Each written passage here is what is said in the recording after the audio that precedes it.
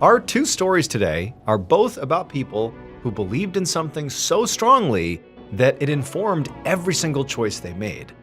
And unfortunately for them, those choices led them down very dangerous paths. But before we get into today's two stories, if you're a fan of the strange, dark, and mysterious delivered in story format, then you've come to the right place because that's all we do, and we upload 2, 3, even 4 times every week. So if that's of interest to you, the next time the like button sneezes in public, instead of, politely saying, bless you, just scream, shut up! Also, please subscribe to our channel and turn on all notifications so you don't miss any of our weekly uploads. Okay, let's get into today's stories.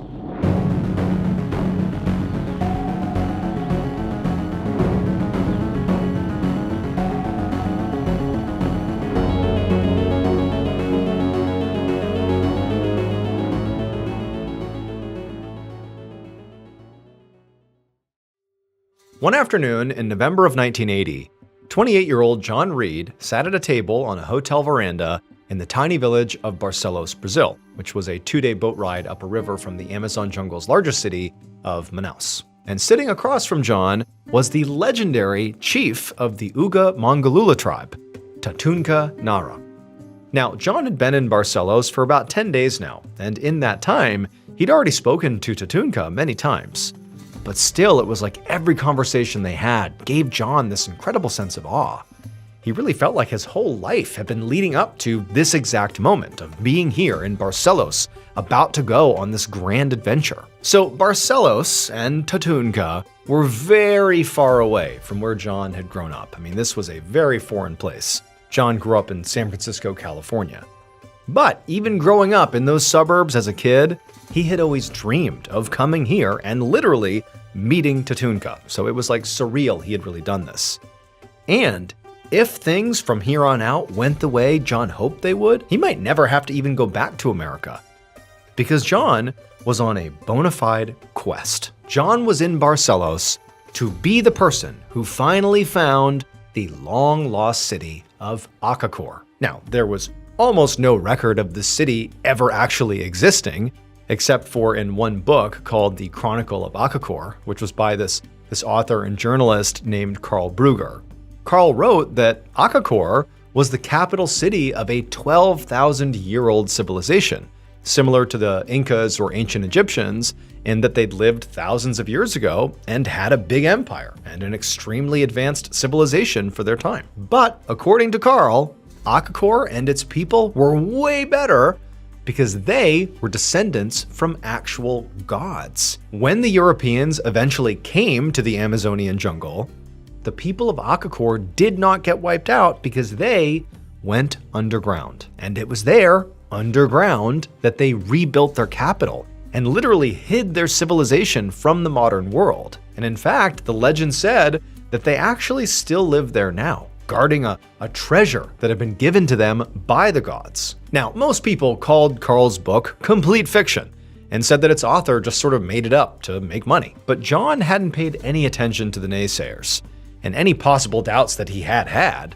completely disappeared the moment he'd finally met Tatunka. So Tatunka was not only a famous chief who knew the Amazon like the back of his hand, but more importantly, at least to John, he'd actually been interviewed in Carl's book, and he was said to be the one known person who'd actually been to Acacor who was still alive. And here Tatunka was, in the flesh, sitting across the table from John in all his Amazonian glory. He wore just a loincloth, and he had that same turtle tattoo that the book described, so John knew he was the guy, he was the chief he'd been looking for.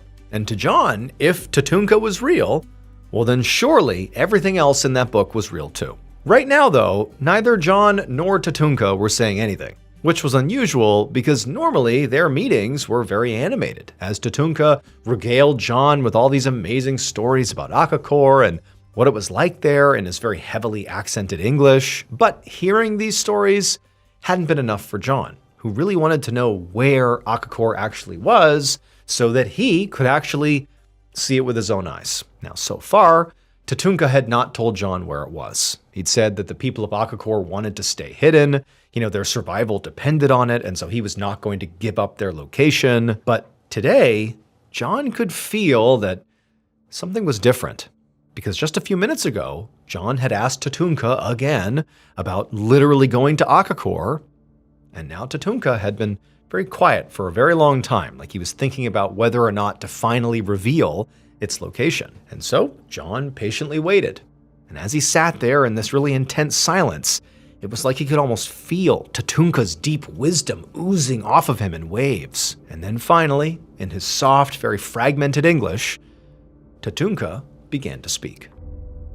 Almost 9 years later, on an evening in the spring of 1989, John's sister, 35-year-old Sandy Reed, pulled into the driveway of her San Francisco area home and got out of her car to check the mailbox. Sandy had just gotten back from her sales job, and she was tired and bleary-eyed as she, reached into the box and sort of mindlessly pulled out a stack of mail. But as she began sorting through the mail, the return address on one of the envelopes made her stop. It was a letter that was postmarked from Germany, and Sandy didn't know anybody who lived in Germany. And so she really wasn't sure what to expect as she quickly ripped it open. But as her eyes scanned the lines on the page, her hands began to shake uncontrollably. The letter was from a German detective who said that he was writing about her brother, John, and that they were sure something bad had happened to him. So John, Sandy's brother, had gone to Brazil almost a decade earlier to find the lost civilization of Akakor, and Sandy and her parents hadn't heard from him since he left. Now, during the first few weeks of John's trip, he'd written letters fairly regularly, but then his last message had come in late 1980, and after that, nothing. Now, of course, Sandy had been worried about her brother, but she also hadn't been that surprised he had gone radio silent, because Sandy and her parents were well aware that John was obsessed with Akakor, and not just that, he wanted to go on this adventure, find this lost city in the jungle, and then never come home. He wanted to stay in the jungle. And so they kind of figured that, maybe he found Akakor, or maybe he just found another village somewhere. But either way, the way they looked at it is John likely wanted to start a new life somewhere else, somewhere in the jungle, and that's probably what he had done. So for nearly a decade, that sort of became their line of thinking. But now, as Sandy is reading this letter, it was like suddenly her understanding of what was going on with her brother was totally and instantly fractured. Now she was both panicked and also totally confused about the idea that, one, John was in trouble, and two, why is the German police looking for her brother? Why is that happening? Why aren't American police looking for my brother? But as her eyes frantically scanned the page, she learned why. The detective said they were investigating the death or disappearance of John and at least 3 other people, including a German citizen, who apparently had been lured into the Amazon by a particular book about a place called Akakor. Now, this book, according to the detective, was complete junk. It was a fabrication. Akakor, not a real place. But the detective believed that someone was killing the people who came looking for it. Now, the detective said they had tried to investigate, but the Brazilian officials were being very uncooperative, and he wasn't actually allowed to go to Brazil to collect evidence to try to figure out what happened here. And so basically, he was stuck, but he wanted her to know they were looking into her brother. And so by the time Sandy finished reading this letter, she felt like, well, I have to do something. If the German police, if they can't go to Brazil, maybe I can.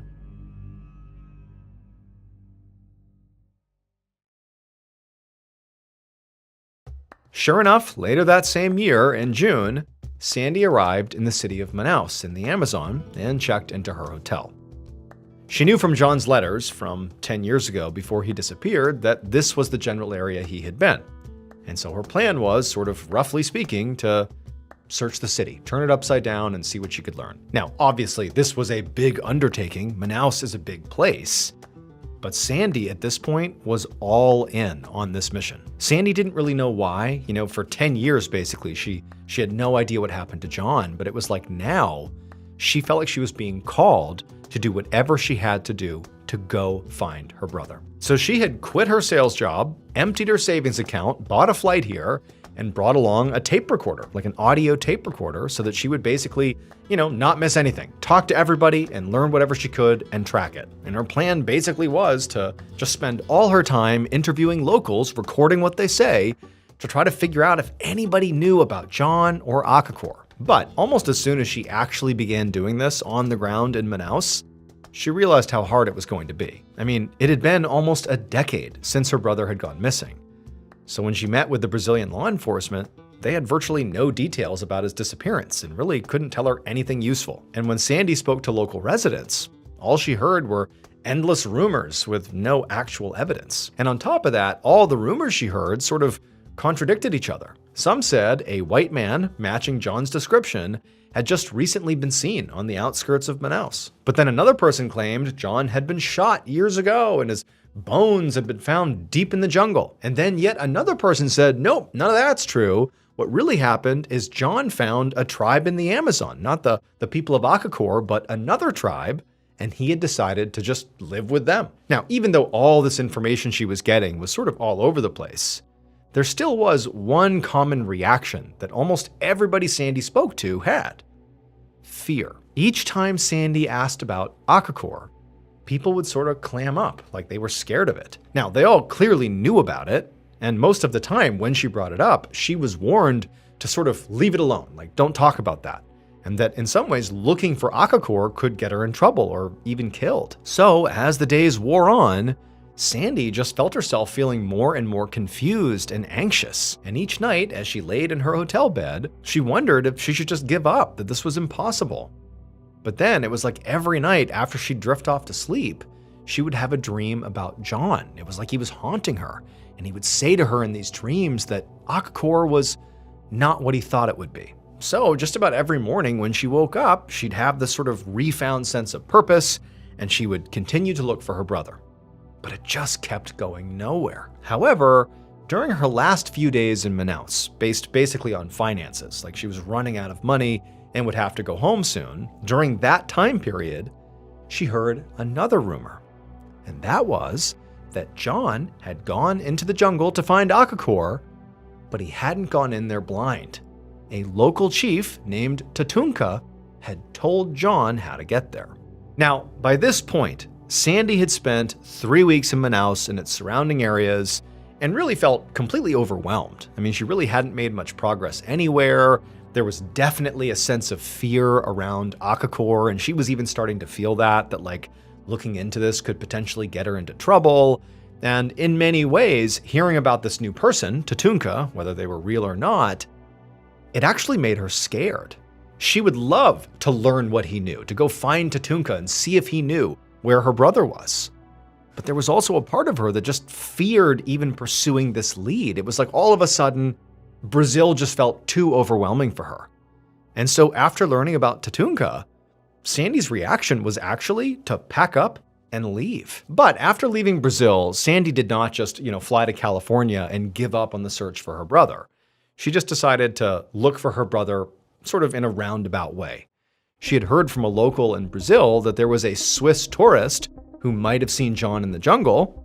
And so after Sandy left Brazil, she went to Switzerland and spoke to this tourist. And then after speaking with that tourist, she flew to Germany and she met with that detective who had sent her the initial letter she got. But neither the tourist nor the German detective had any new information. So by the end of all that, Sandy still had no answers. And by this point, she also had no money. She had completely drained her savings account trying to find her brother, and it had not worked. Now, Sandy considered just going home. I mean, she was broke, she was scared, and really she hadn't actually gotten anywhere in her search for her brother. But there was still one lead that she had not investigated, and that was Tatunka, because basically it just felt too scary. She'd abandoned it and left for Switzerland and Germany. But Sandy felt like now, if she never went back to Brazil to speak with him, she would never get any real answers. It felt like Tatunka was the key, and she had been cowardly. She needed to go back there. She needed closure. So she went back to America, but she only stayed long enough to earn some quick cash cleaning houses so that she could finance another trip to Brazil. On June 21st, 1990, so about a year after she had made her first trip, Sandy did return to Brazil. She took a small plane to the village of Barcelos, which she had learned was where Tatunka lived. This time, though, she brought some backup with her, a documentary producer and also a reporter. She felt a lot safer coming here with a group. But also, she did want to draw attention and resources to eventually help her with her brother's case. When they landed at the rundown airport, Sandy and her small team deboarded and walked straight into the tiny village. In the time that she had been back in America earning cash, Sandy had done some research on Barcelos. So she knew by now that Karl Brugger's book, The Chronicle of Akakor, the book that, John had been so interested in that led him on this quest, had really spawned an entire economy in Barcelos, since tourists came to talk to Tatunka and to try to find it. He was in Barcelos. But as far as Sandy could tell, the tourist boom had not done much for the village of Barcelos. It was dirty and the houses were all very rundown shacks. She'd read that only about 3,000 people lived there, and between all of them, they only had one phone. And so as the group wandered around looking for a friendly face to give them directions, Sandy spotted a woman who was hanging her laundry up on a line outside her home. So Sandy approached her and asked if she knew where Tatunka lived. And the woman immediately nodded, which Sandy expected, because Sandy had not just read up on Barcelos, she now knew a lot about Tatunka as well. And she knew that basically everybody in this area knew his name. He was a renowned chief who'd once led an expedition for the famous explorer Jacques Cousteau. And he was a hero too. One time he had saved the lives of a dozen Brazilian soldiers after their plane had crashed in the Amazon. So the country's secret service was actually in Tatunka's debt. And also, of course, Tatunka was interviewed extensively in The Chronicle of Akakor, that book, and was the only known person who'd actually been to the city and knew its location. But more recently, Tatunka had settled into a quieter life and was running a hotel and giving boat tours to visitors along the Rio Negro. And so Sandy got directions to Tatunka's hotel from this woman, and as Sandy and her team began heading deeper into the village to go meet this guy, Sandy felt a mix of excitement and also fear. I mean, there was just something sort of heavy about finally meeting this guy. Eventually, the group came to what appeared to be a very isolated-looking hotel surrounded by a wooden gate. And inside of the gated area, up on the veranda of this hotel, was this very lean, shirtless man with a turtle tattooed on his chest. And Sandy knew immediately from the tattoo that that was Tatunka. As Sandy and her crew opened the gate and walked towards Tatunka, she pulled out a photo of her brother and held it up, along with an explanation of why she was there. And Tatunka at first just kind of listened and watched as they approached him, but then as he began to hear what she was saying, he smiled, and in broken English, he told Sandy he was surprised she hadn't come sooner. But Sandy didn't return his smile, because as she stared at Tatunka, all she could think of was how wrong everything was. Tatunka's face, the way he spoke, the way he carried himself, none of it made any sense at all. It would turn out those dreams Sandy was having where her brother John would appear to her and tell her that, Akakor was not like he thought it would be, it would turn out that was correct. Akakor didn't exist. However, it was not just a fake city created by that author, Karl Brugger, to sell his book. No, it was something much, much weirder than that. That whole book was based almost exclusively on the stories of Tatunka, the legendary Amazonian chief who Sandy was now meeting, in front of this weird hotel. But Tatunka, the man standing in front of Sandy, was not chief of anything.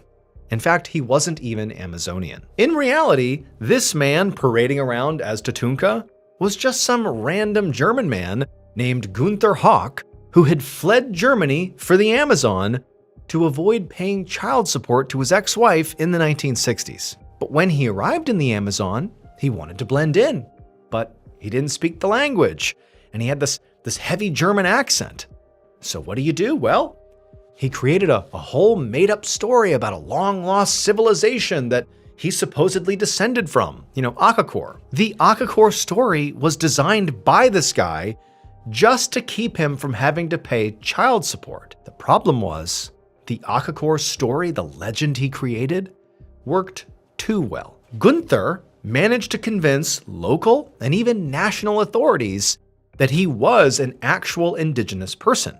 And then, fatefully, he also convinced this writer, Karl Brugger, that he really was from this lost civilization and sort of inadvertently created an entire tourism industry based on Akakor. And so when Karl's book came out, Gunther found himself in a bind.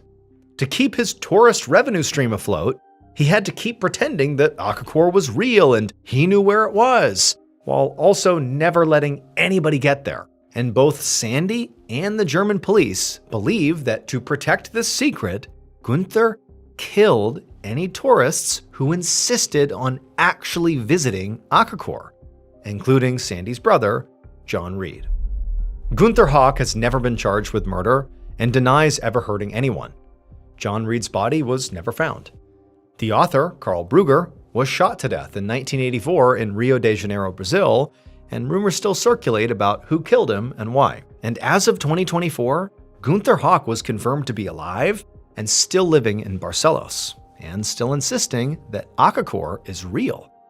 To this day, explorers still travel to Barcelos to try and find it.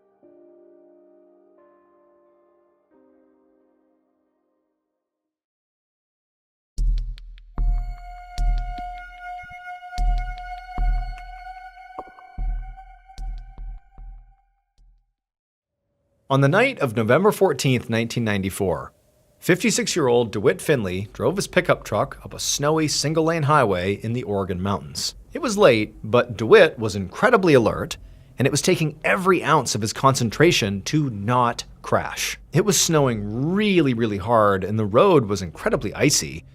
Not to mention, DeWitt was towing a camper van behind his truck, and the van was sort of sliding around and causing DeWitt to feel really unbalanced as he drove. And so as he's driving along, white-knuckling here, all he could think about was how having taken this route was such a bad idea. So DeWitt was a traveling salesman, and he sold fancy camper vans, which was why he had one on the back of his truck, to drive it around from city to city and to show it off to potential new customers. He'd just been in the Oregon coastal town of Coos Bay and was now driving to Grants Pass, which was in the southern part of the state. Now, the drive should have only taken about 2.5 hours, but DeWitt had decided to take a longer, more scenic route that cut through the mountainous national forest.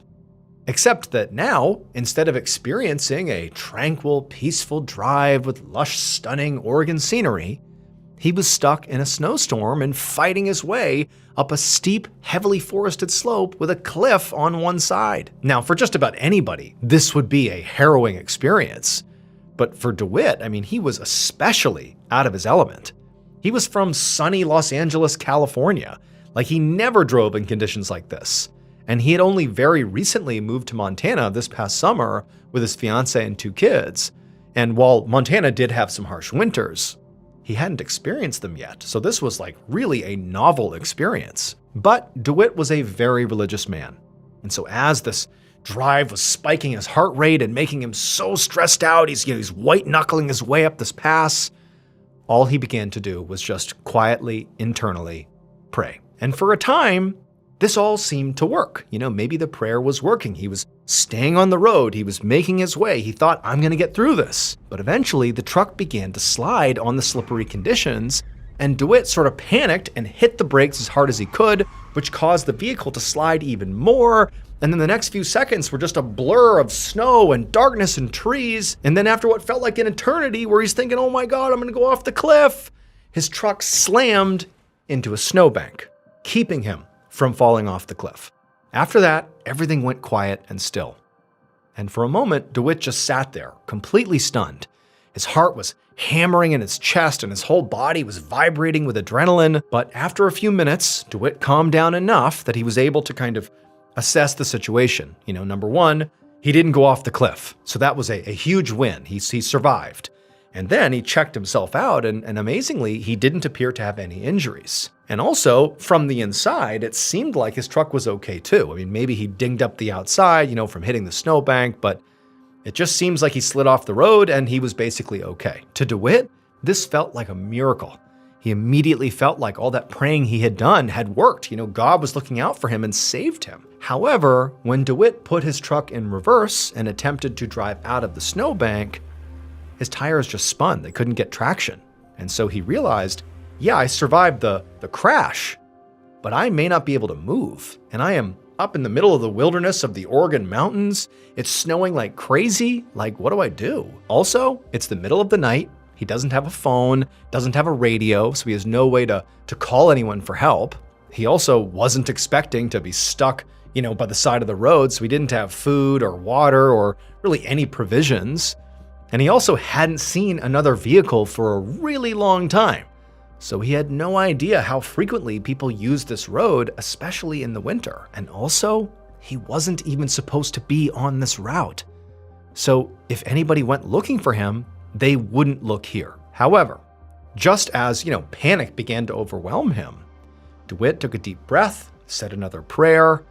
God had already saved him once, and DeWitt just had to trust that he would do it again. Somehow, DeWitt was able to calm down enough, maybe it was his faith, that he was able to sleep. However, when he woke up, it was clear, one, it's still snowing outside, but worse, it had been snowing clearly all night because his truck was now way more buried in snow. The snow literally made it all the way up to the edge of his window. It's like multiple feet of snow out there. And so DeWitt, he turned his car back on and he threw it in reverse again, seeing if maybe now he'd be able to back out, pretty unlikely, but as soon as he hit the accelerator, the tires clearly spun, he didn't move. Now, it was daylight, and so he's thinking, okay, maybe now I can look around and see a house, a building, or some sign of life somewhere in the distance, just to give me a sense of how close I am to other people. But when he looked out his window, all he could see in every direction were trees and snow. He actually couldn't even see the road anymore and had no idea where it was since he'd gotten all turned around during the crash. And so he's just like in this whiteout basically. And so DeWitt at this point was trying his best not to panic.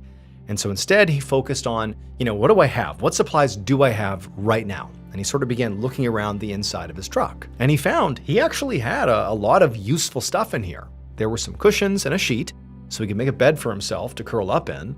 And he could also use the truck's heater to keep himself warm and to melt snow for drinking water. He'd obviously just have to be, careful not to burn too much fuel. Also, DeWitt had the camper that was attached to the back of his truck, which you would think would be great for a situation like this. You can just live in the camper until you get rescued. Except DeWitt knew this was not really a real camper. It was a demo model. It was unfurnished, there was no heat, no supplies, nothing.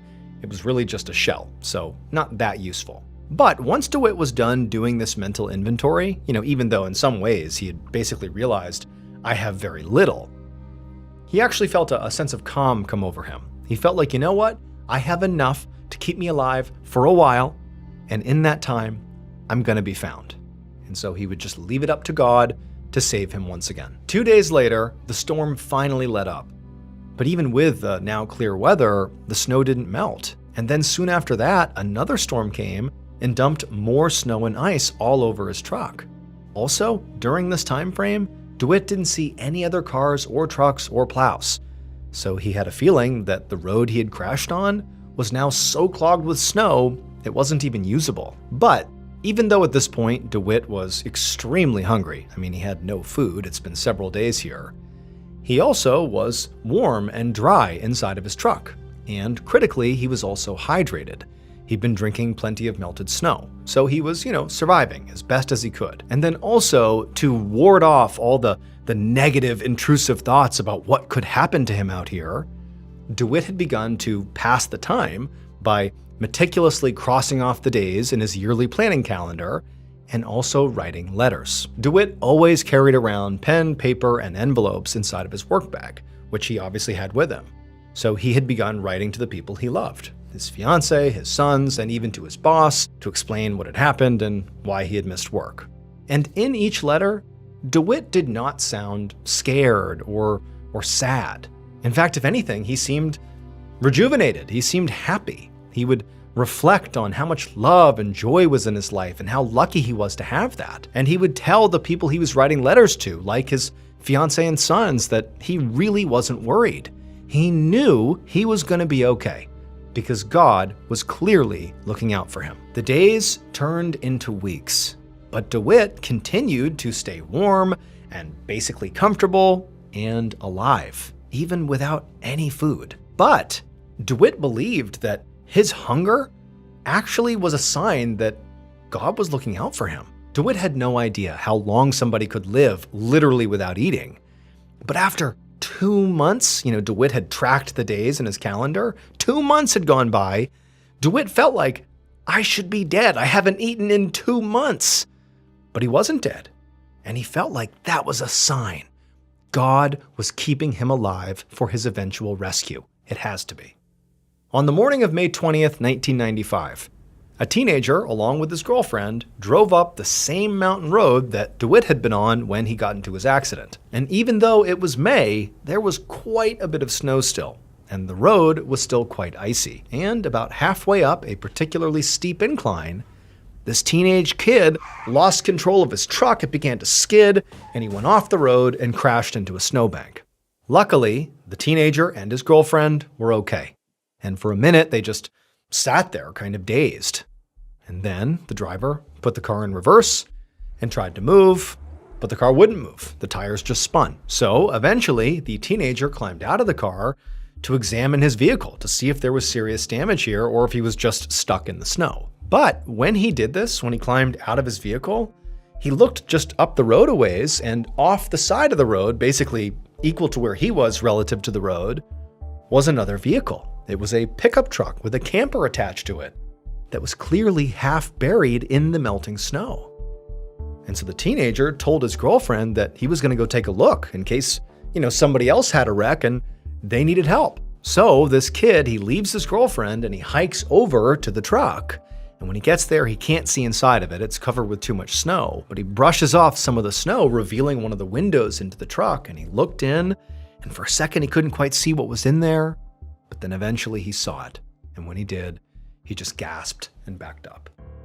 After DeWitt crashed, he was certain he was going to be rescued. He knew he was in an isolated part of this mountain.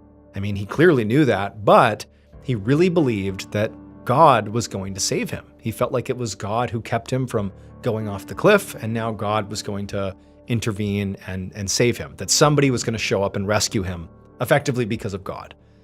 So because of that belief, because of how strongly he believed that, DeWitt did not get out of his truck. I mean, he got out maybe to use the bathroom, but for the most part, he stayed in his truck.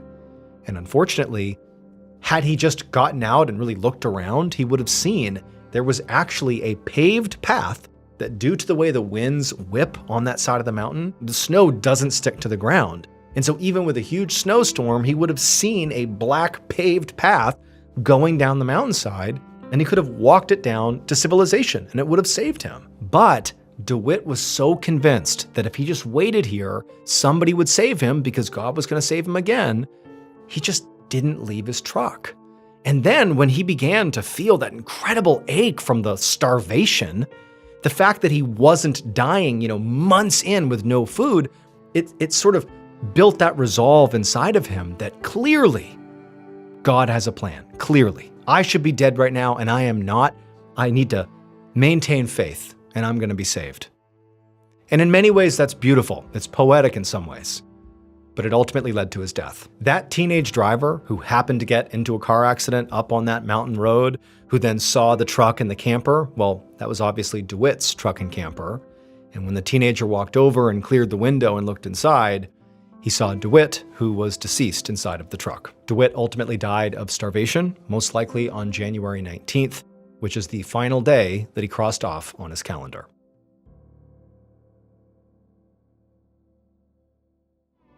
Thank you so much for watching today's episode. Let me know what you thought of it in the comments below. And remember, we have a whole playlist of Places You Can't Go episodes ready for you to binge right now. So go ahead and click here and give them a watch. All right, until